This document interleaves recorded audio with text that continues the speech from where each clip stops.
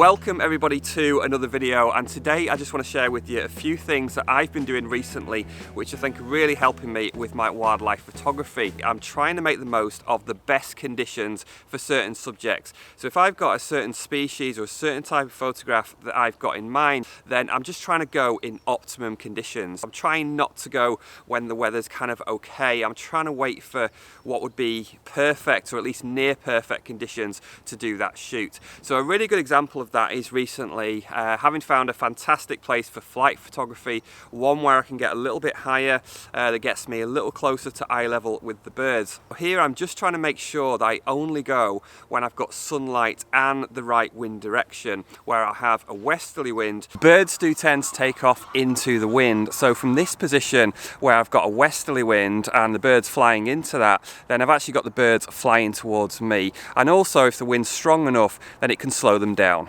And I've managed to do 2 or 3 sessions, I think, in the last couple of weeks when we had a cold snap. Lots of birds coming and going, but particularly when they fly off the water, that's where they're coming more towards me. Now, in contrast to that, I'm also trying to embrace bad weather more. Now, is there such a thing as bad weather? That's a completely different conversation.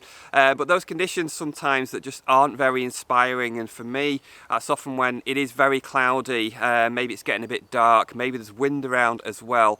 Conditions that I might not choose to go out to photograph wildlife. Sometimes you can be out there and the forecast isn't what it was supposed to be, and it can change very suddenly. Or for example, for myself, I might be doing a workshop with a client and the weather is what it is. We just have to adapt to that and make the most of it. So I'm trying to embrace that more and just go with the flow. Recently I was photographing and it wasn't the most inspiring conditions. I can't honestly say that I really enjoyed the thought of going out there, and when I set up I wasn't really enjoying it too much. It's horrible. Now, I'm pretty sure that the pictures would have looked better had there been some degree of sunlight and the water had been a lot calmer as well. Those would have been better conditions for me.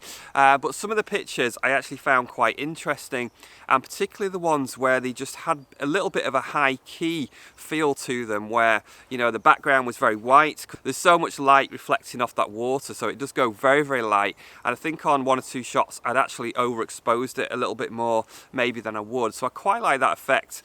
Getting a little bit more artistic maybe, which is something I'll talk about later in the video. And if you know me, you'll know that I absolutely love rain for wildlife photography, particularly if I'm staying in a nice warm cozy hide. I don't have to worry about myself and my equipment, and it's a great opportunity to experiment with shutter speeds, and I actually think it gives some of the most impactful wildlife images that you see. I'm also trying to just take care of myself a bit better physically. I'm not quite as young as I used to be. I certainly don't have the super elastic tendons of a 16-year-old anymore. So a lot of that relates to clothing out in the field. With the cold weather earlier this year, I had to make use of my windproof gloves. Now, these are not things that I tend to wear very often. I find it difficult to feel the camera controls with them on. But when it's really cold and it's windy as well, then sometimes it's just necessary. And a couple of things I've used lately, I'll show you this one. This has been fantastic for really, really cold situations. We had a real cold snap last week. This was the best Christmas present I had from my partner. It's kind of like a, I don't know, a snood slash balaclava type thing. I recently tried to photograph a starling murmuration, which was a complete failure. Unfortunately, it didn't happen, but this really helped me to keep nice and warm. So for some reason, I kind of feel when I'm wearing this that I should be maybe bouncing around on the back of some wooden truck in medieval times, but despite how it looks, it does the job. And the thing is, the more comfortable you are, then the longer you're likely to wait, and the longer you're likely to wait, the more chance you've got of getting the best pictures. And then the other thing I've been using is my knee pads, which I started to use in the summer. I've been meaning to do this forever. Finally got round to it. Well, it's so much more comfortable when you're getting down on the ground for photography.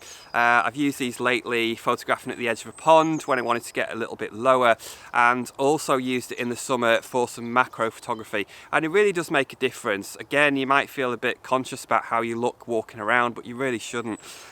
These are just simple cheap knee pads. You can buy more expensive gardening ones, but I just got the cheapest ones I could off eBay. It just makes things a bit more comfortable, takes a bit of pressure off your knees, and I suppose it stops them getting damp as well. If you're enjoying this video so far, then please consider subscribing to the channel. It really helps.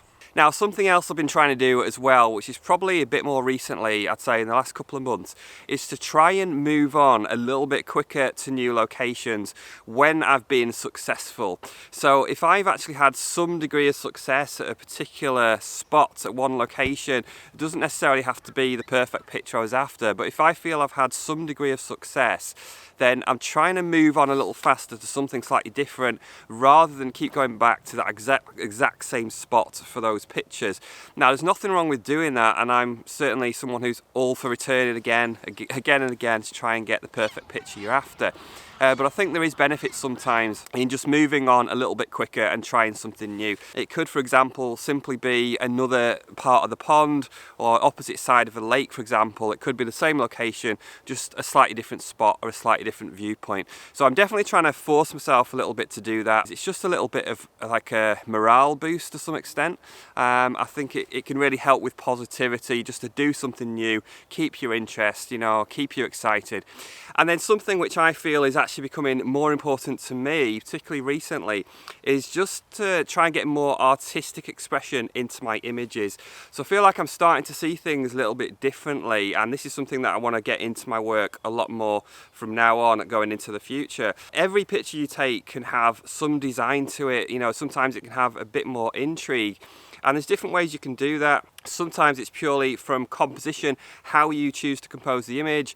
It could be the light, or sometimes it's just the way you use the surroundings. And that's one of the things that I've been trying to do more, which I really enjoy when I get the opportunity, is to try and use the surrounding habitat a lot more to make that an integral part of the picture. Now, recently I was photographing and there was a grey heron which flew in to the other side of the pond.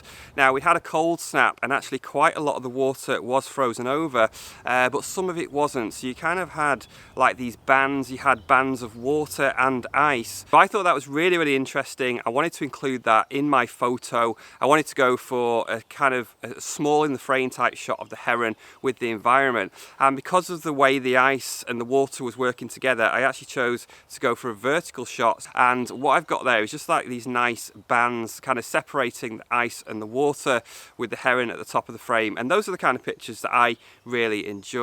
Now, as well as that, I'm still photographing my red kites sometimes on an afternoon. I've got so many pictures of red kites against blue sky. How many do you need?